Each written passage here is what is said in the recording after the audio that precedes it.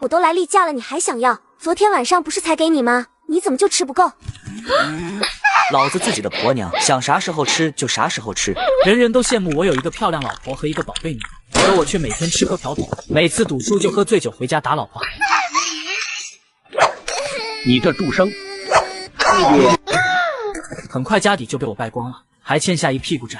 老婆为了养活孩子，在外面找了一份给人洗衣服的工作，每个月25块，勉强够过日子。可这钱还时不时被我抢去赌。万念俱灰之下，老婆带着孩子喝了耗子药自尽。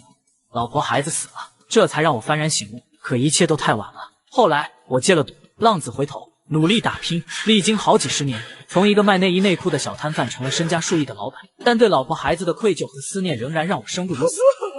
在我生命的最后一刻，我仿佛看见了我们一家3口那幸福的笑容。爸爸，妍妍想你了。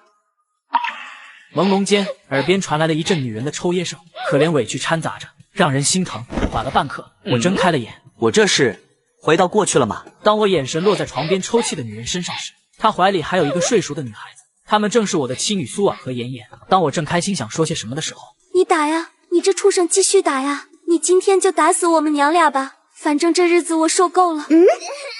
妍妍，你醒了，妈妈带你吃饭吧。苏婉见孩子睡醒了，强忍下了泪水。妈妈，爸爸是不是又打你了？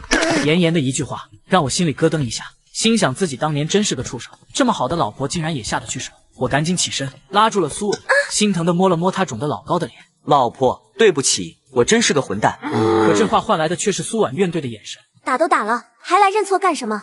苏婉的委屈跃然脸上，隐忍着，在孩子面前才没哭出来。她真怕自己这段失败的婚姻会给孩子留下阴影，眼神落在了门口的鞋盒子上，那里面有她早上上街花5分钱买的半包耗子药。5分钱没了条命，也算是命贱吧，死了就解脱了。老婆，我是真的知道错了，我发誓，从此刻开始，我改过自新，戒赌戒酒，拼命挣钱，好好爱你疼你，让你和孩子过上好日子。你相信我一次行吗？看着我满眼泪水真诚的发誓，让苏婉有些意外，她不敢相信这种话是从我嘴里说出来的。大雁，你能说话算话。苏婉无欲无求冷淡的话语更是让我愧疚。我知道自己亏欠苏婉的太多，不是3言2句就能弥补。我抱起了妍妍，3岁的孩子轻得可怜，家里本来就不富裕，之前有点钱还让我拿去赌了，家里每摊连点荤腥都不见，不是萝卜就是土豆，孩子这么瘦也不奇怪了。乖女儿，爸爸以后拼命努力，让你和妈妈过上好日子，吃香喝辣的好日子。妍妍哪见过这么温柔有爱的爸爸，疑惑地瞪大了眼睛。妈妈，你是给我换了个爸爸吗？没换，我还是你的亲爸，只不过改过自新了。说完，我放下了妍妍，拿起围裙系在了自己腰上。你干什么？给你们娘俩做好吃的去。说完，我就冲进了不到5平米极其简陋的厨房，在厨房里翻腾了半天，就只找出了半个萝卜和3个鸡蛋，还有一瓢面粉。我以前也特混蛋了，老婆孩子过着这样的穷日子，竟然还有心思去赌。厨房里传来阵阵声响，苏婉想要进去看看，可却被我推了出来。老婆你放心，我的厨艺好着呢。苏婉听了一阵冷笑，结婚5年，我就没下过厨房，每天浑浑噩噩的度日，不喝的烂醉绝不回家。妈妈，爸爸真的会做饭吗？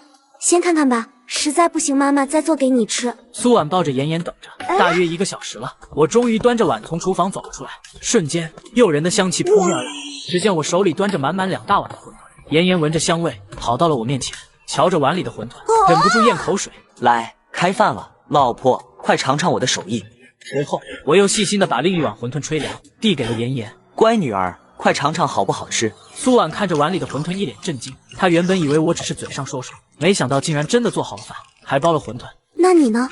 家里面粉不够，只够包2碗馄饨，厨房有白饭咸菜，我对付一口，你赶快尝尝这馄饨味道怎么样。苏婉愣了愣，瞧着自己和妍妍碗里满满登登的馄饨，又瞧着我吃着白饭咸菜，不由得有些心软。他似乎一瞬间就变了个人似的，以前他总是自私到只顾着自己，家里有了好吃时也都是紧着他先吃，可如今他竟然懂得会疼人了。一家子要吃就一起吃，哪有我和孩子吃好的，让你一个人吃白饭咸菜的道理。老婆，以前都是我错了，我发誓一定让你过上踏实滋润的日子。这一次苏婉没有拒绝，低着头哽咽着，心里已经道不清有多少委屈了。你身上还有力气，你多吃点。孩子还在呢，你注意点。我瞧了一眼妍妍，这孩子现在可没心思听大人说什么，正跟个饿了好几天的小馋猫似的，津津有味地吃着馄饨。妍妍，爸爸的手艺怎么样？好吃，妍妍喜欢吃爸爸做的馄饨。今天的爸爸是个好爸爸，不是坏爸爸。妍妍喜欢好爸爸，妈妈能不能让好爸爸陪着咱们？妍妍不喜欢那个坏爸爸。妍妍放心，以后好爸爸一直陪着你和妈妈，永远不离开。看着往日暴躁的男人，如今却流泪忏悔，苏婉的心一下子就软了，仿佛以往的惨痛经历在这一刻都化为了乌有。你能有这番话，就算是刀山火海，我也陪着你过。咱们还年轻，一切都不晚。我听说最近市里来了一支工程队，正招工人呢，1个月算下来能赚上40多块。虽然苦点累点，但也踏实。到时候我辞了洗衣服的工作，和你到工地上搬搬砖，1个月算下来也能赚20多块，没几个月就能把饥荒还完。到时候攒些钱，让妍妍去上幼儿园，女孩子也要学习文化。工程队眼瞧着赚得多，可起早贪黑的辛苦，我又咋能舍得你再吃苦？赚钱的事儿我有成算，保证让你和闺女的小日子过得舒舒坦坦的。苏婉听了我的话，一脸的不相信。你小学5年级的文化，大字不识几个，如今被家具厂开除，臭名昭著的，除了出苦力，还能有啥赚钱的门路？我也明白自己现在说的天花乱坠，苏婉肯定不相信，必须要拿出行动来。我已经有了些打算，可如今这家徒四壁，还欠了一屁股饥荒，手头连点启动资金都没有。你身子不舒坦，好好歇着，我来收拾。苏婉被我这突然起来的温柔体贴弄昏了头，看着我在屋子里忙活着，不像平时浑浑噩噩一无是处的样子，顿时心里涌起了一阵暖意。就连4岁的妍妍都不可思议地张大了嘴。妈妈，爸爸的脑子是不是被大马猴子给吃了？怎么和以前不一样了？老婆，我出去透透气。别再去耍钱了，咱们家再也遭不住饥荒了。放心，往后一切不良嗜好我都戒了，只当为了你和妍妍，我也得奋力积极地把日子过好。经常重生的人都知道，重生的前提是前世犯错后充满遗憾，然后回到过去，第一步就是上山整山货，挣到本金开始致富。而这个男人只是随便说2句话就能拿到创业物资，并完美的完成第1单生意。出了门，我挺直了腰杆，街里街坊的看着我都不禁撇嘴，毕竟以往我在众人眼里的形象就是一个下三滥的赌徒。哎，这苏伟真是个苦命人，那么标致的美人，咋就摊上这么个败家老爷们啊？谁说不是呢？看他那样子，8成又去赌了，等下赌输了回来，这2口子又要打架。你看他还留个中分头，人模狗样的。听了这话，更加坚定了我要让苏婉过上好日子的决心。随后先去剪个发型，再到附近的一家国营商店。改革开放后，国内的经济体系发生了变化，私有制开始崭露头角。近1年开始，这国营商店的生意也不景气，偌大的展柜就一个女卖货员。哎，说你呢，不买东西别瞎扒拉。我说你一个卖货员，上班期间不卖货，反倒看起了武侠小说，说话还挺冲。你真当这国营商店是你开的？听这话，女卖货员啪的把武侠小说摔在了玻璃展柜上，叉着腰一脸不服气。这国营饭店不是我开的，难不成还是你这个穷理开的吗？买不起东西还四处闲逛，难不成我还把你当成祖宗供起来？我这个祖宗可担不起你这样没品的后辈，少往自己脸上贴金。女卖货员气得脸绿，本想再分辨几句，可见门外一个小伙子拉着板车来，便冲出了门，把这口气全部都撒在了小伙子身上。我都说了多少遍了，我们国营商店不收你这些破烂商货，赶紧拉走，否则你这一板车的货都给你扬了。大姐，我这可都是正宗的好商货，品质好，价格还便宜，你就收了吧。叫谁大姐呢？听不懂人话是吧？我们这是国营商店，不是破烂市场，什么货都收，什么阿猫阿狗都让进的。小伙子名叫赵三七，是蔡徐村的村民，这些山货是他每天天不亮就到山上采的。如今他拉着一板车的货赶老远的路到城里，就是想着卖几个钱回去给病重的老娘治病抓药。可谁想到这进了城，找了好几个地方，这山货愣是没卖出来，一时间着急的掉了几滴眼泪。我见小伙子的模样，也于心不忍，拉着他到了国营商店外拐角的路口。小伙子，你这山货咋卖啊？大哥，我这都是上好的山货，这纯野生的木耳，还有质上好的野榛子，还有我娘亲手腌的咸鱼，老好吃了。东西确实不错，这一车的货你出个价。赵三七闻言有些惊讶，他以为我只买一点拿回家去吃，可没想到这一车我都要了。寻思了一会儿，他比了个数。大哥你是个好人，包块钱，这一车都给你了。眼下1998年虽然是改革开放了，可像这种国营商店还都是统购统销，都有固定的供货渠道。像赵三七这种农村商贩拉过的货，一般都是不收的。我看着满满一板车的山货，只要8块钱，确实够便宜。要是把这些山货搞到有需求的城里人手里，价格能高不少不说，光是这需求量就很庞大。只是眼下这手里确实拿不出钱进货。小伙子，你刚进城，可能还不懂这城里做生意的规矩。我手里边要货量大，别说你这一板车的货，就是再来几10板车我都要。只是城里做生意讲究先拿货后给钱，你要是想多挣些钱，就把这些货交到我手上，等这货卖出去，钱回笼了，我再把货钱结给你。赵三七听得云里雾里，他不懂做生意，更不懂什么规矩。大哥，你就说我能不能挣到钱吧？当然能挣，只要你有货，我全要了。成，只要能赚钱就成。这小子倒真是个实在人，三言两语的就把货给了个只见了一面的陌生人。这得亏是遇到我，要是遇到别人，怕是要被骗的连裤衩子都穿不上了。板车和货留下，明天早上还是这地方，我给你结钱。行。此时这一切都被国营商店的老板张全目睹了，心想这农村娃还真是好糊弄。这小子也怪厉害的，三言两语的就弄了车祸。我不管你怎么坑蒙拐骗来的这车祸，我只说一点，别在我的地界抢生意。张全是老油条，知道我是想空手套白狼。如今这国营商店的生意是一日不如一日，要是再来个不三不四的抢生意，那真得关门大吉了。放心，绝不抢了你的生意。这2条咸鱼不错，拿回家让嫂子给你做道下酒菜。伸手不打笑脸人，这招倒是让张全愣了。原本他还不满我的行为，可转瞬竟然有了几分好感。这社会还真是人情世故的社会。从国营商店离开，我推着板车寻摸到了钢厂的家属院。家属院门口就一个看门的老大爷，我把半盒抽剩下的红塔山塞了过去。老大爷见我会来事儿，没说别的，就给放进去了。到了家属院楼，敲了敲门，出来的是个40多岁的中年妇女，开门就飘出来股饭香。小姐姐，做晌午饭的吧？正好我这里有上好的山货，买了给你家。我大哥做些下酒菜，您瞧瞧。这木耳咋卖啊？都是农村的野山货，我就是赚点糊口钱，您看着给。你瞧着年纪轻轻的，倒是实诚，可这做生意哪有不要价的？你说个价吧，我买半斤尝尝。那就8毛钱1斤，您看成吗？我没把价格压得太高，照着市场价低了1毛5。妇女常年买菜，一听这么好的木耳价格却这么便宜，直接改口要了2斤，毕竟有便宜不占王八蛋。好嘞，这就给您称。第一单算是成了，我还捡了条咸鱼递过去。小姐姐，这咸鱼自家腌的，干净卫生，拿去做道小菜。妇女见我这么大方，买了2斤木耳，还倒给1条咸鱼。如今这菜场上的咸鱼价格可不便宜。你还真是会做生意，这木耳吃着好，回头我给你在钢厂宣传宣传。80年代的红枣1斤5分钱的价格都没人愿买，可这个男人却卖1斤5毛钱，而且仅仅2分半时间就卖完了20斤，甚至还供不应求。只因男人是重生归来，凭借着现在的嘴甜营销模式，三言两语就把众多当代美颜少妇忽悠得深信不疑。从家属院卖完红枣等山货出来，门口的保安老大爷还挺奇怪，也就2个半小时的功夫，这小子竟然把90斤的一板车山货都给卖了。小伙子，都卖完了。是啊，都卖了。不过多亏您放我进去，这2条咸鱼拿去尝尝鲜。先是半包烟，这又是2条咸鱼，老大爷哪经得住这样的贿赂？你就是拿这个来考验干部的吗？其实我一眼就知道您不是那样的人，不好意思，那这鱼我收回吧。别啊，小伙子，你听我说，你这么懂事，哪个干部经得起这样的考验啊 ？Nice。回家路上，我花了5块巨款买了2斤上好的熟食昆头肉，6个大肉包子，2瓶坤坤汽水。在这个年代，普通家庭要想吃一顿肉，至少要断半个月的荤腥才行。可我凭借着今天卖山货的收入，已经实现了吃肉自由了。瞧见没有，火大的一个肉包子，看着可真馋人啊！肉包子算啥？你没看见那袋子里还有老大1块猪头肉吗？看这小子那得瑟样，保不准今天走狗屎运赌赢啊！不过也好，今天赢钱了，苏瓦母女就不会被他打。回了家，我见苏婉正哄着妍妍睡午觉，可妍妍这小娃娃鼻子耳朵都怪聋的，听见动静，躺在苏婉怀里也不肯安分的睡觉，嗅了嗅鼻子，两眼放光。妈妈，是肉香。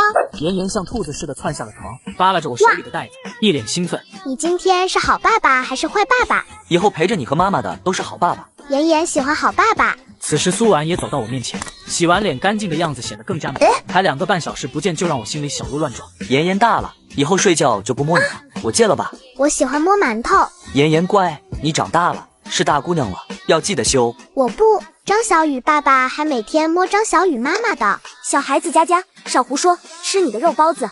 我才没胡说，是张小雨他自己说的。此时苏婉有些惊讶地盯着桌子上的昆头，反而又有些气愤。楚南，你是不是又去借钱了？咱们的日子再经不起波澜了。你整天游手好闲，过着手心朝上管别人借钱的日子。你知道现在外面人都怎么说咱们吗？钱是自从我被家具厂开除后就没再挣过1分钱，日子都是靠着苏婉给别人洗衣服撑起来的。后来我赌钱欠了不少饥荒，苏婉没少低声下气的去借钱，现在回娘家都没人愿意搭理她。你就坐下来安心吃饭，这些都是我今天赚来的。你赚来的？我求你了，你就饶了我们母女吧，就当我上辈子欠你的。你让我做什么我都依你，求你不要再去赌了。我说了，我不会再去赌，这些是我卖山货赚的钱。苏婉见到桌子上的钱，一脸的难以置信。这桌子上的每一分钱都是干干净净的，这昆头肉、包子还有汽水都是用这钱买的，你就把心放在肚子里吧。这钱真的是你赚来的吗？真的，而且贷款钱我已经玩完了，这些都是给你的。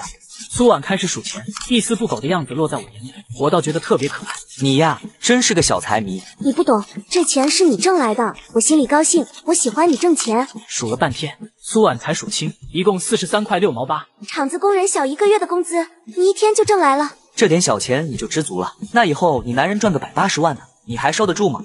苏婉哪敢想180万了，只要我踏实肯干，还了饥荒，每个月能有点富裕，他就知足了。老婆，给我些时间，我会尽全力弥补你这些年受到的苦楚，我会好好爱你，让你做这世界上最幸福的女人。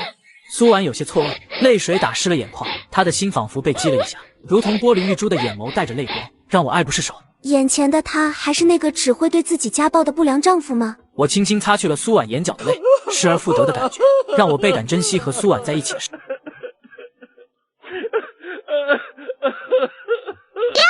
我来这例假呢，身上不干净。你咋觉得我是想干那事儿？我就是想抱着你睡。苏婉也弄不明白，也才1天的时间，我仿佛变了个人，会赚钱还处处温柔体贴。此时我的内心也是很煎熬，看得到吃不着的滋味甭提多少。你这甲什么时候走啊？大概5、6天吧。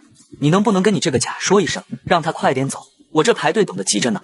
讨厌，这是生理问题，我怎么说呀？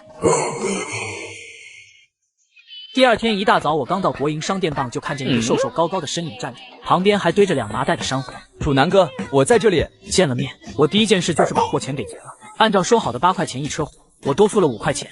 楚南哥，说好的8块钱，这多出的钱我不能要。你要是以后还想把货卖给我，就把这钱拿着。昨天山货卖得不错，这5块钱算是给你的提成。昨天我回了村子，把卖货这事儿跟家里人一说，就被家里人劈头盖脸的骂了一顿。他们说我是傻逼，肯定是被人骗了。你这货的质量好，城里人都认可，以后能多供点货吗？收货的价格我也能给你往上调一调。可以的，我们菜墟村啥都缺，就是不缺这些野生山货。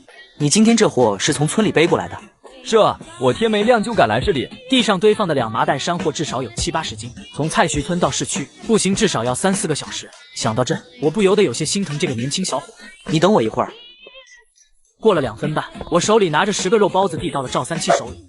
吃吧，吃饱了回家，明天多带点货来，日后咱俩赚了钱，我给你换个脚蹬的拉货车，你来回运货就轻松方便了。楚南哥，你对我太好了，这样吧，我跪下来给你磕个头吧。记住，男儿膝下有黄金，跪天跪地跪父母。Nice。此时我提着山货刚进了家属院，就围上了一群人。知有媳妇儿，是这小子不？对，就是他，快截住他，别让他走了。莫不是昨天卖的山货出了啥问题？只见昨天买我木耳的一个中年妇女，身上系着围裙，撸起了袖子，跟要干仗似的。好小子，今天又拿这么多山货来啊！大姐，你这话啥意思？啥意思？你还不知道啥意思吗？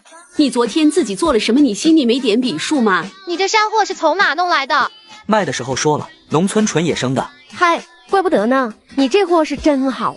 你这货不仅好，价格还便宜。昨天晚上我做了炒木耳，我家爷们嚷嚷的好吃，让我今天多买点。可不是嘛，你卖的咸鱼也好吃，农家的大酱也鲜。你说你这小子不仅长得帅，嘴还甜，卖的货还这么好。我没想到自己的山货就这样打出了名号，仅2分半货就卖完了。回了老民街，我进了巷子口的小卖店，门口坐着几个人，见我来了，大家眼神都紧盯着我，想看看我这个穷鬼到小卖部都能买些什么东西。来2瓶坤坤罐头，再来1瓶肉罐头，另外再拿2瓶麦乳精。这年头，这些罐头一罐就要2块5，这巷子里还真没几个人能吃得起的，都是街坊邻居，谁都知道我是啥人，欠了一屁股子的饥荒，穷的都快吃不起饭了。小本买卖，我这可不赊账。我听了一脸不爽，直接掏出了10块钱拍在了小卖店的玻璃展柜上。见我真拿得出钱，小卖店老板赶紧换了副神色，麻利的挑好了我要的东西。一共9块吧，2毛钱不用找了。这可是2毛钱啊，不用找了。这小子啥时候这么有钱了？哟哈，看样子楚老板是挣到大票子了，不知道最近在哪发财啊？女人叫方梅，是老民街有名的寡妇，在按摩店工作，表面专给男人按脚丫子，反正就不是个好人。发财也不关你的事儿啊，咋的？这2天姓王那老光棍没偷你裤衩子？楚南，你什么意思？没啥意思，就是看你闲得慌，怕你忘了当年的事儿，给你找找回忆。几年前，方梅丈夫还没死，下班回家，发现方梅和隔壁巷子的王光棍偷情，王光棍害怕被打，提着裤子就溜了。谁成想，方梅的裤衩子还挂在他的裤腰带上，他跑了一路，方梅的裤衩子就在他的裤腰带上飘了一路。过去好几年的磕碜事儿被我拿到明面上提，方梅的脸臊得青一阵紫一阵，我懒得理他，拎着东西出了小卖部的门。此时苏婉正哄着妍妍睡午觉，老婆，这东西有营养，你快尝尝。这是麦乳精，这东西贵得很，你怎么舍得？瞧瞧你这脸蛋，都瘦成啥样子了！我知道你的月子没养好，以后老公全给你补回来。苏婉微微一怔，心里发软，鼻尖一酸，微微抽泣着，心疼的我用手轻柔的擦着她眼角的泪。这是怎么了？好端端的咋还哭了？不是哭，我是高兴。结婚这么多年，这是你第一次对我说这么关心的话。好了，不哭了，赶紧把这麦乳精喝了，我去做饭，等妍妍睡醒了，咱们就开饭。2个半小时后，我端着做好的饭菜出来，妍妍也睡醒了。好香啊！还有坤坤罐头，好爸爸，这酷坤坤罐头是给我买的吗？不止你，还有妈妈，这坤坤罐头可甜了，快来尝尝。苏婉看着我一脸认真的样子，就感觉眼前的一切跟在梦里一样的不真实。眼前的我那么的温柔体贴，仿佛用了所有办法在疼爱他们母女，恨不得把一颗真心都掏出来。如果这一切真的是梦，我希望这个梦永远都不要醒来。坤坤罐头好好吃啊！妍妍最喜欢吃坤坤罐头了。我知道自己闺女喜欢吃坤坤罐头，以前带着狐朋狗友回家喝酒，就会买了坤坤罐头当下酒菜。我坐在饭桌上有酒有肉，可苏婉带着妍妍就只能躲在厨房里吃白饭咸菜。妍妍瞧着饭桌上的坤坤罐头馋得直咽口水，只等着收拾碗筷的时候，端着早就被吃干净的坤坤罐头瓶子舔，那模样别提多可怜了。好爸爸，好爸爸，妍妍喂你吃坤坤罐头，你是不是就能永远像今天这样疼我和妈妈了？爸爸吃了妍妍的坤坤罐头，就不要再打妈妈了，好不好？妍妍的话正犹如一记锥心锤砸到了我心里，吃了一口妍妍递过来的坤坤罐头，甜的我想流泪。爸爸给你和妈妈道歉，对不起，爸爸保证以后加倍对你和妈妈好。此时不止我泪湿了眼眶，就连苏婉也忍不住哭了出来。爸爸妈妈不哭，妍妍快快长大，保护爸爸妈妈。妍妍的2只小手，一只拉着我，一只拉着苏婉，她就像是个小小的纽环，把我和苏婉紧紧地靠在了一起。小孩子最天真单纯，他的世界很小，爸爸妈妈占据了全部。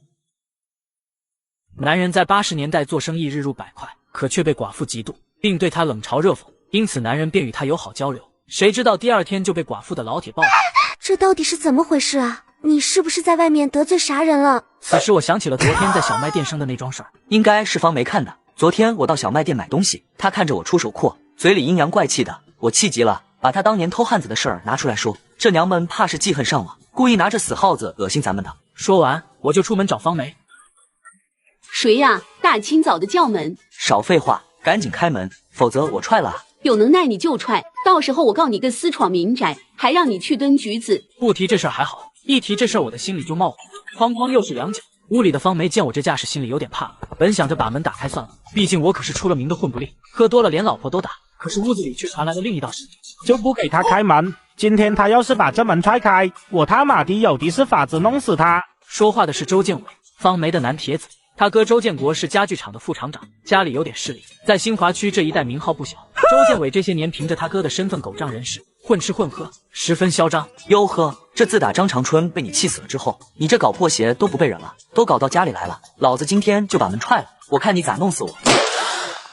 你他妈的胆子真够大的，还真踹门啊！周建伟，我家门口的那个滴着血的死耗子，是不是方梅这娘们让你挂的？别他妈以为我不知道，张长春没死的时候，你俩就勾搭上了。要不是张长春逮到了你俩偷情，要告你们，你气急了，把他打一顿，他也不能死。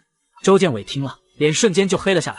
当年张长春被周建伟打了之后，半夜里不明不白的就死了。张长春怎么死的？就自己和方梅知道。这小子是从哪听说的？楚南，我警告你别瞎说啊！张长春是个短命鬼，和我有啥关系？我哥可是家具厂的副厂长，动动手指头就能捏死你。周建国家具厂副厂长的身份或许能拿捏住别人，但我可不吃这套。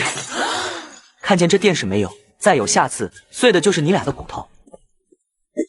本想找你来给我撑腰出口气，没想到你上了床是个软货不中用，下了床还是硬不起来，就这么眼睁睁看着楚南那个穷鬼把我家电视砸了。老子是不愿意跟他一般见识，等我找到机会肯定干死他。周建伟表面装狠，可刚才见了我砸玻璃那势头，裤裆里真有点吓软了。昨天我嘱咐赵三七多带些山回来，现在的货在钢铁厂家属院那是供不应求。到了约定好的地方，赵三七拉一板车的货正等着呢。楚南哥，今天这一车都是好货。昨天我回家把在城里卖山货挣钱的事儿一说，家里人都高兴坏了。他们都说我打小就聪明，照这个赚钱速度，家里可顿顿吃上一个肉丸馅的饺子了。跟赵三七拿完货后，我刚进到家属院，又是熟悉的剧情。很快我又被一群妇女围住了。小格格，你可算来了，我们这都盼着你的货呢。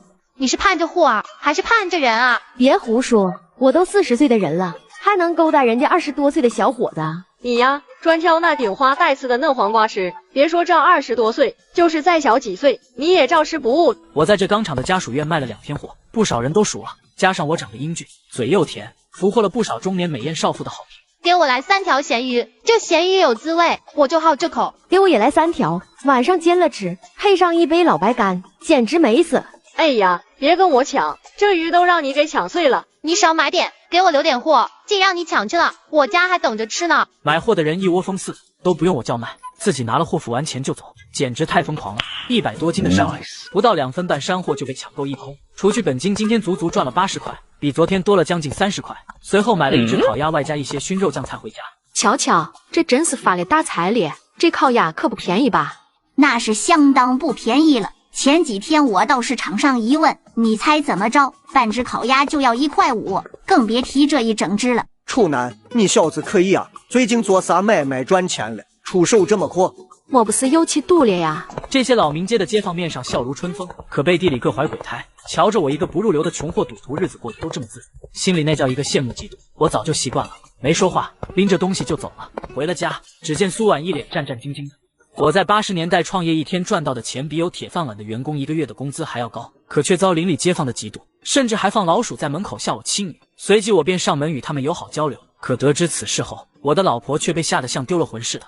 我才知道你踹碎了方梅家的门，还打碎了他家的电视，你太冲动了。那周建伟不是好惹的，咱家这往后的日子可怎么得了啊？咱们家往后的日子自然是大富大贵，那周建伟不过是个小喽啰，狗仗人势。周建国也不过是区一个副厂长，他要是敢找咱们麻烦，现在我可不惯着这些人的臭毛病。谁要是敢动你和孩子一根汗毛，别说是砸电视，就是人，我也照打不误。你这几天火气怎么这么大？再这么下去，非得惹事不可。你这个假还没走，晚上也不肯给我泄火，我憋得难受，火气能不大吗？讨厌，你这装的什么呀？你摸摸，硬得很。这个男人什么时候变得这么坏了？不过我喜欢，让你摸你就摸摸呗。是钱。说着，他用手把我的裤都掏得干干净净。只见一大堆零散的钱堆在桌子上，苏婉惊得合不拢嘴，就连在玩布娃娃的妍妍瞧着桌子上的钱都瞪圆了眼。妈妈，妍妍第一次见到这么多钱。别说妍妍，就连苏婉也是第一次见这么多钱。她细数了一下，足足80块，再加上我前2天拿回来的，总共快200块了。你老实告诉我，这钱是不是你在外面赌赢回来的？结婚这么多年，你啥时候见我在赌桌上赢过钱？说的也是，那这钱赚的合法吗？这钱干干净净，不信你闻，上面还有我的汗臭味呢。老婆，我的生意刚刚起步，这些不过是小钱，等再过一段时间，我会拿回来多多的钱，到时候让你和妍妍住上大高楼，吃香的喝辣的，咱们也弄辆小汽车开，等闲来没事，我载着你和妍妍，咱们去旅游。你不是喜欢大海吗？咱们就去滨海泡海澡。爸爸妈妈羞羞，你真是的，当着孩子面做这些干什么？她也糊涂，自己嫁的这个男人以前就跟个木头似的，现如今竟然学会情趣了。哪个女人不希望自己的男人有情趣呢？哄完苏婉和妍妍都睡了午觉，我就出门了。凭着以前打牌交到的一些狐朋狗友的关系，要到了石菜徐村村委会的电话。喂，是菜徐村吗？我找赵37。那你等等哈，我去叫他，你等2分半这样。喂，是楚南哥吗？你咋知道是我？因为我就认识你一个城里人。楚南哥，是不是有啥要紧事儿？是不是咱卖山货的生意黄了？电话里赵37有点慌，他现在全指着这卖山货的生意养活全家呢。没黄，干得好着呢。我打电话是想和你说，能不能再多弄些咸鱼？这货现在卖的最好，要是能多弄到货，价格我给你1斤涨8分钱。没问题，我家量的咸鱼不多了，我一回到村子里挨家挨户的走一趟，谁家要是有货，我都收上来。对了，你们村哪来这么多的咸鱼啊？我们菜徐村有条大河，这河里一到了春夏就有不老少大鲤鱼，但是这鱼腥只得用盐腌的晾成咸鱼干才能入口。我们这家家户户都晾咸鱼，供货绝不是问题。成，只要你这边有货，我就全收了。货足够多，我这心里就稳妥了。走农村山货这条赚钱路子确实不错，只是我不只局限于此，又马不停蹄地赶到了废品厂。花了54块弄个二手老式的烧油3轮车。有了这车，卖起山货就更方便了。就在这时，街边有3个人穿的人模狗样的，朝着车里的我招手。我定睛一看，竟然是王猛、赵浩、钱柜。这3个人是我以前结交的酒肉朋友，个个游手好闲。要说正经，也就赵浩还算个好人，老实巴交的，就是被这些人给带坏了。前世我欠了20块赌债，被人堵在家里，幸好是赵浩借钱给我解了燃眉之急。楚南哥，这几天不见，你成有钱人了，都会上3轮车开了。实话告诉我，是不是赌赢了？赢了多少？楚南哥，你这车不错，借我开几天呗。说完就要打开车门，想到车里面坐坐，却被我伸着胳膊拦在了外面。咋的？这有了钱就要翻脸不认我们这帮兄弟了呗？想开车回家找你老婆去。我说完开着车就要走，不过眼神瞟到赵浩身上，还是没忍住提醒：耗子，少跟这群狗混，没好处。哎，我操，买台水呢？王猛一脸不服，撸起袖子就要干，可他2条腿哪能跑得过我烧油的3轮车？行了，你消消气，我看这小子挺狂，咱们日后再找机会收拾他。下午趁着天没黑，赵浩拎着2袋子钙奶饼干找到了我家。楚南哥，这饼干给孩子的，你收下。耗子，你这是啥意思？楚南哥，刚才你说让我少跟王猛和钱柜混，这话我听进去了。他俩确实不是啥好玩意儿，以前在牌桌上没少串通楚老千骗你的钱。我看赵浩想明白了这点，也挺欣慰。耗子这人憨厚老实，就是性子软，跟错了人掉粪坑里了。我和耗子虽说算不上2肋插刀的交情，可当年耗子对我也雪中送炭过，我是真想拉扯他一把。耗子，说实话，像咱们这种出身的人，想要混出个人样来不容易。哥现在就是后悔，当初误入歧途，让你嫂子和孩子受了那么多苦。你要是信哥，哥带着你一起干事业，即使保不了你大富大贵，但衣食无忧没问题。我知道赵浩的来意，只要他愿意，肯吃苦，对自己忠心，这泼天的富贵自己肯定分他一分。赵浩激动的不知道该说些啥，他瞧着我才区几天，就混上了一辆3轮车，自己要是跟着混，说不定真是条出路。楚南哥，那真是太感谢你了，只要你带着我赚钱，以后兄弟这条命都是你的。那你明天早上6点钟在巷子口等我，以后就踏踏实实跟着我干，亏不了你。好的哥，那明天见。现在我一个人卖山货确实忙得脚打后脑勺，要是多了一个人出力，我也能轻松些。况且这做生意要是不会带团队，最后累死的是自己。你真要带着他一起干啊？人家这都上了炮了，我能不答应吗？况且耗子这人不错，就是年纪小，把握不住自己的人生，要是好好调教，日后肯定错不了。这几天你不仅变得会赚钱了，这心咋还软了不少。虽说赵浩当年借了你20块钱，解了咱们的燃眉之急，但他这些年跟着王猛厮混，穿一条裤子，你以为王猛在牌桌上对你出老千这事儿他能没参与吗？苏婉对我之前的那几个狐朋狗友多少了解几分，尤其是这个王猛，就是个烂人，表面上和你称兄道弟，可背地里专往你脑袋上浇粪汤，在你腰子上插小刀。人非圣贤，孰能无过？耗子心肠不坏。对了，那辆3轮车你可别开得太显眼，虽然这些天你赚了点钱，但千万不能漏财。这几天我这心里7上8下的觉得不安稳，咱们可得小心点。老婆，你放心吧，那车我停在了个老隐蔽的地方了，根本没人知道那车是咱的。靓仔。第2天，我带着赵浩一路来到了和赵三七约好的地点。见我开着3轮车过来，本来还四处观望的赵三七眼神里顿时闪出了光。楚南哥，你这是知道我今天弄的货多，特意开着车来的吧？属你小子机灵，耗子，帮忙装车。好嘞。随后我便带着耗子来到钢铁厂家属院，到下车就涌来了好几十人。小伙子，你总算来了，我今天可是给你带了客户。那就多谢大姐了。按照你嘱咐的，我多给你留了几条上好的咸鱼干，吃好了再多帮我推销推销。这下妇女更是乐得合不拢嘴了，其他几个老顾客见状眼红了。小伙子，你这不是偏将吗？我们都是看你的面子马虎的，凭啥你多给他好几条咸鱼啊？就是啊，你这山货我们也没少买，你这光给他不给我们啊？各位发财美丽的大姐们，你们天天捧我的场，我感激不尽。凡是买我山货的，就是我的衣食父母。有了你们的支持，我这货才卖得红火。所以我宣布，今天凡是买我山货的，通通送2条咸鱼。仅2分半一车的山货就卖光了。赵浩在一旁都看呆了，他之前真没想到这在城里倒腾山货还能挣钱。随后我开车载着赵浩到了附近的一家小饭馆搓一顿，趁着没上菜的功夫，我掏出了3块钱递给了赵浩。耗子，今天你的工钱。楚南哥，我今天就帮着装货，卖货，你这给的太多了吧？就拿着吧。日后好好干，日进斗金不是梦。吃完了饭，我还不忘点了2道菜带回家去。这刚进了巷子，就见方梅和几个妇女坐在巷子边的石墩子上。哎呀，我当是谁呢？原来是楚老板回来了，今天又赚了多少钱啊？方梅眼神落在了我手里拎着的饭菜上，里面装的是锅包肉和炸鱼。别说他了，边上的其他人都馋得两眼放光。楚南，你家这吃食够硬的，莫不是真发财了？切，指不定从哪骗来的呢。有人羡慕，有人嫉妒，方梅心里更是气得发疯。自打我在小卖店众人面前揭了他的丑事，又踹碎了他家的门，砸了他家的电视，他就成了整个老民街的笑话。现如今，两人之间的梁子算是彻底结下了。这点饭菜算啥？只要我老婆喜欢，就是高楼大厦我也能给她赚来一套。哎呦喂，这都一个巷子住着，谁不知道你家过的是啥日子啊？真以为叫你一声楚老板，吹捧你几句，你就真成了有钱人了，还要住高楼大厦，说出来也不嫌磕碜。怕是早忘了当年你们一家3口被家具厂的领导从筒子楼赶出来的落魄样子了吧？就是谎话连篇啊！家伙听听，哪高楼大厦是你住得起的？满裤兜子怕是都翻不出5块钱的桌，还想做高楼大厦，可笑不可笑？要说有钱，还得是橙子之功，那是铁饭碗，端上了，这辈子也就衣食无忧了。有些人手脚不干净，偷了厂子的零件卖钱，被人发现了，跟条狗似的落魄的从厂子里滚了出来，现如今怕是想回去都难喽。呵呵，家具厂那个工作1年到头挣不了一壶粗钱，我还真看不上。你说这人咋这么不要脸？那话说出来，我都替他臊得慌。都是一条巷子住着的，谁不知道他几斤几两啊？猪鼻子插大葱，装相，我呸！他想装你就让他装呗，保不齐哪天就有他好果子吃。对呀，像他这种人就是秋后的蚂蚱，蹦跶不了几天了，咱们就等着看他笑话吧。众人你一言我一语的，话里话外都是对我的瞧不起。此时我拎着饭菜回了家，就听见苏婉抱怨：“你搭理方梅干嘛呀？他现在是巴不得看咱们家的笑话。再者说，他和周建伟有一腿，万一日后他撺掇周建伟给咱们家穿小鞋，可咋办？”给我穿小鞋，我借他2个胆子他都不敢。他有把柄在我手里。啥把柄？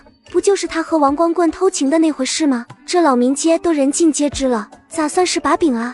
你这小妮子特单纯，以方梅那性子，不知道偷了多少烟吗？你以为那张长春是咋死的？周建伟好歹有个家具厂副厂长的哥哥，想要找女人多的是，为啥就方梅拴住他了？你就不疑惑？你的意思是张长春的死和周建伟有关？可你也说了，那周建伟有个在家具厂当副厂长的哥哥，就算是他犯了事儿，也有人给他兜着，他也不用害怕呀。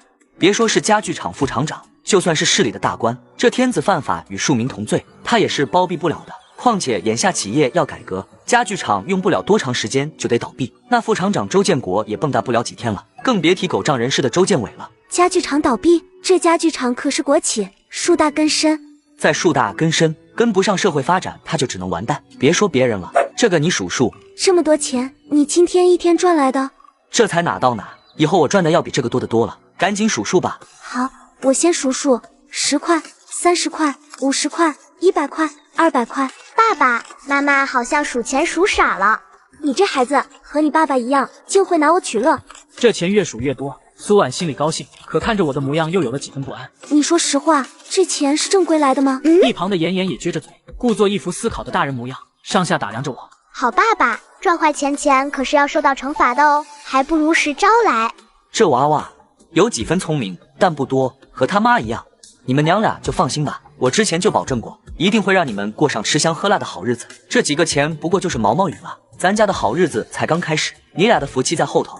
数了半天，苏婉才数完了这一沓钱，一共808块钱。楚南，你一直说在外面做生意，和你做的到底是什么生意啊？你可千万不能瞒着我。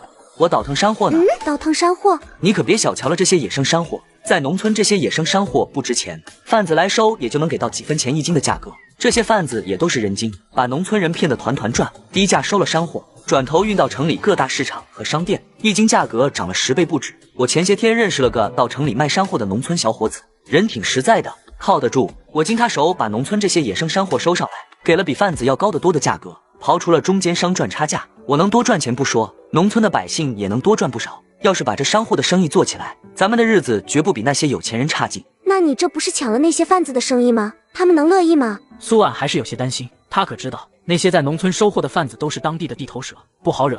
都说强龙压不过地头蛇，这在他们的地界上高价收货，从他们的饭碗里抢食，断了他们的挣钱道，这天长日久的，难免会遭祸。我管他们乐不乐意，这年头想要挣钱，就得敢闯敢拼，弱肉强食这道理大家都懂。我有能耐，我高价收货赚钱，他们有能耐自可以跟我对着干，但就怕他们没那个资本，也没那个放手一搏的胆子。我眼神里多了几分狠厉，就连苏婉看着都觉得有些害怕。在苏婉眼里，我是彻头彻尾的改变了。现如今，经济形势已经在潜移默化地影响着老百姓的生活，个体经济已经崭露头角，有远观的人早就挤破了脑袋想要吃这碗饭。媳妇儿，我记得你六婶子家的儿媳妇的大舅家的儿子，好像在宁远区那个百货市场当市场安保，叫什么小鸡巴的。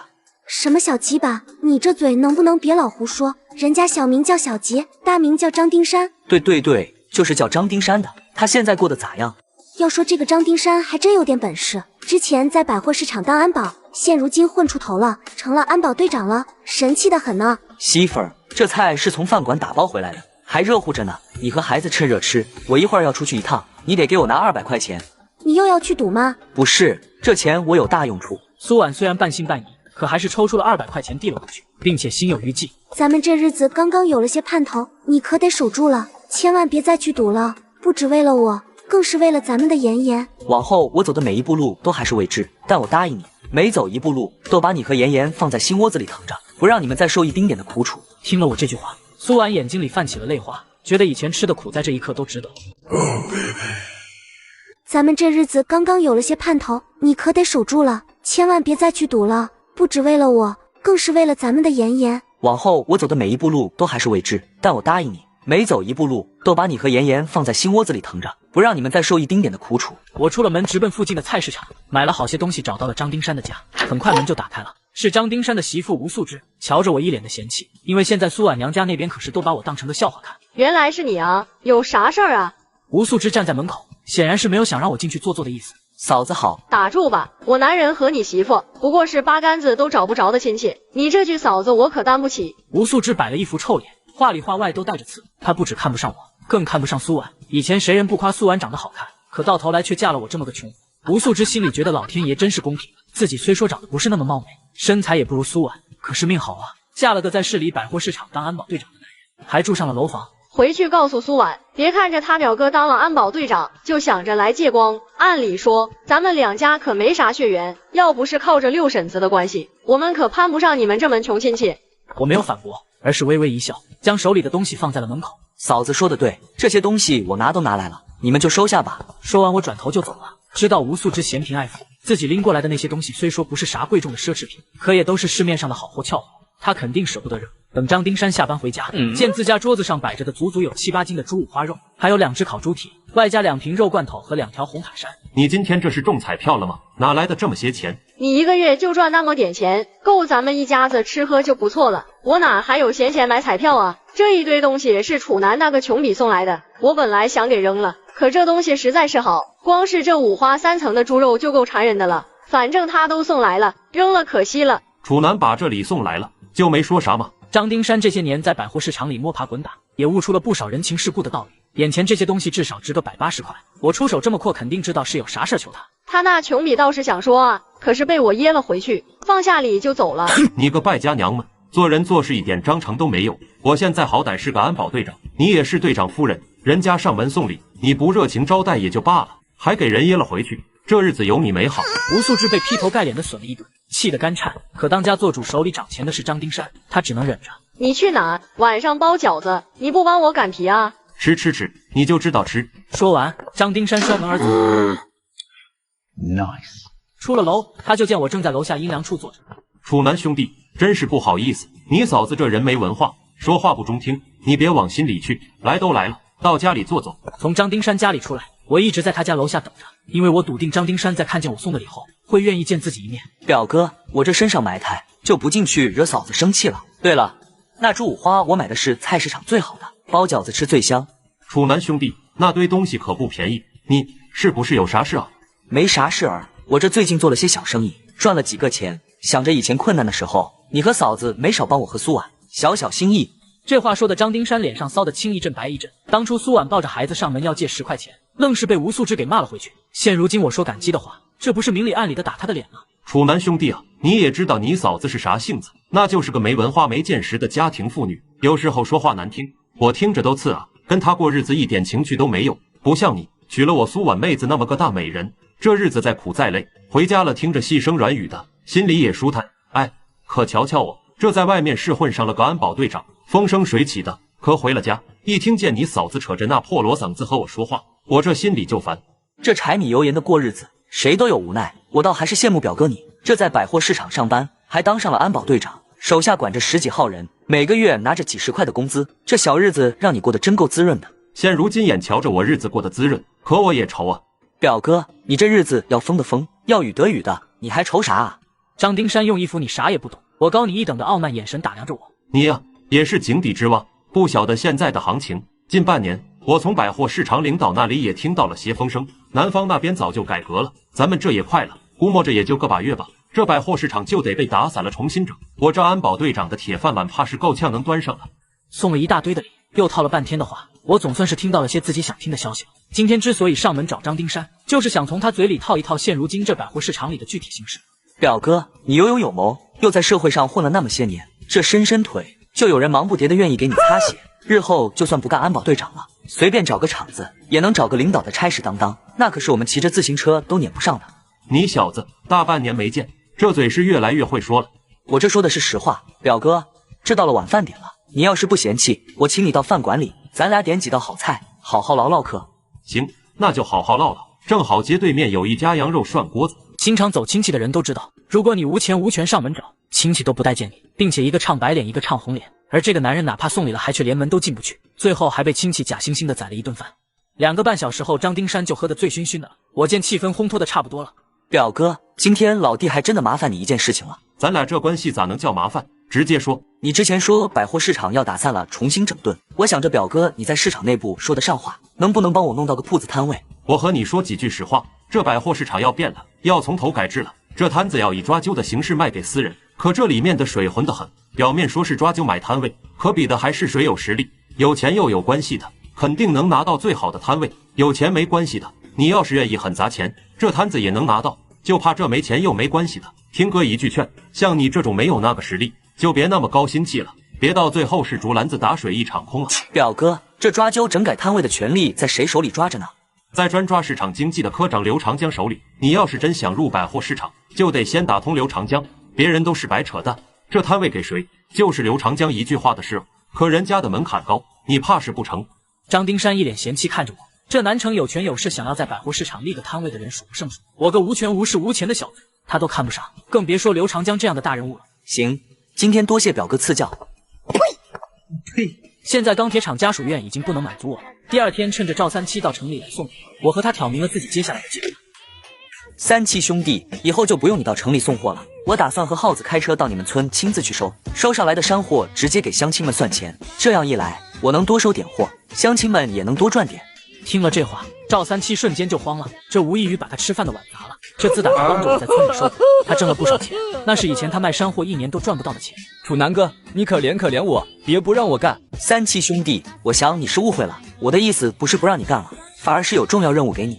真的吗？哥，你没有骗我吧？当然是真的了，你可是团队的骨干力量，未来咱们这生意做大做强了，你和耗子都是股东，都是要跟着我一起当老板的呀。我是想在你们村成立个收山货的货站，你就给我当负责人，以后就不用累死累活的给我送货了，只需要在收货站收货就行。到时候我和耗子开车去取，拉到城里卖，并且你还得负责宣传，把10里8村的山货全部给我收上来。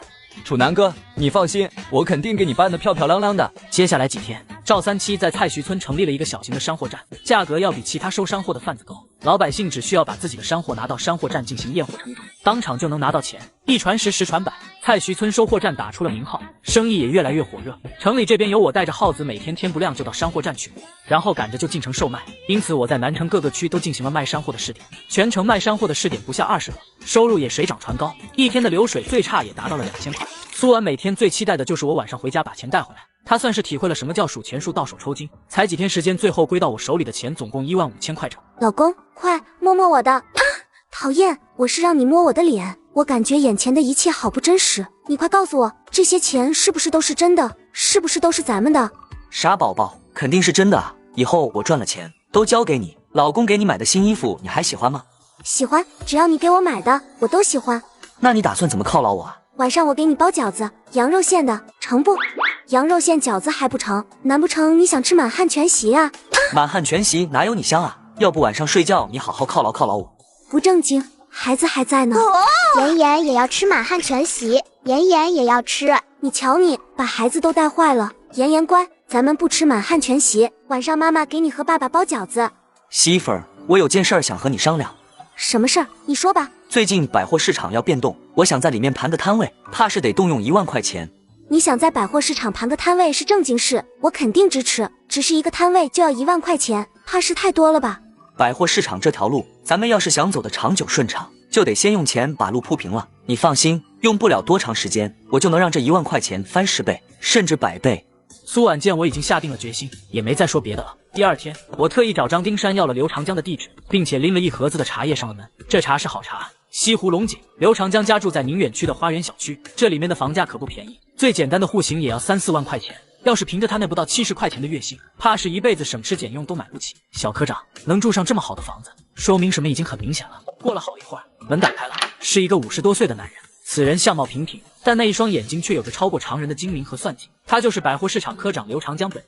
刘长江瞧着我脸生，可却也见怪不怪了。这自打百货市场要重新整顿，允许个体户买卖摊位铺面的消息传出，他家的门槛都要被人给踩破了。有事儿吗？刘科长，自我介绍一下，我叫楚南，今天特意来拜访您的，小小心意，不成敬意。说完，我把手里的茶叶递了过去，可刘长江压根就没看上，冷着脸撇了撇嘴。我见状已经全然明了，这西湖龙井1盒就要80块。刘长江连这么贵的东西都看不上，这就说明这些日子来求他办事的人都是出了大价钱。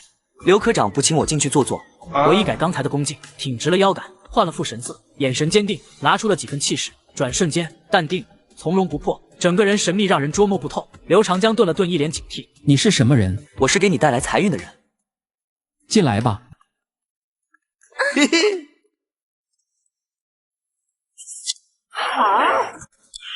Nice。刘科长，我表哥在百货市场当安保队长，听他说百货市场近期要改制，允许个体户自主经营。我想这摊位铺面是否还有空缺？我把手里的茶叶盒子往刘长江面前推了推，只见茶叶盒子里面的空缝被塞了一沓钱，看厚度总不少于2000块。刘长江顿时感觉眼前这个看似涉世未深的毛头小子内里不简单。你这是让我犯错误啊！都是1000年的狐狸，你他妈的和我玩什么聊斋啊？事成之后，另外3包茶叶也会送到刘科长家中，多喝茶养生。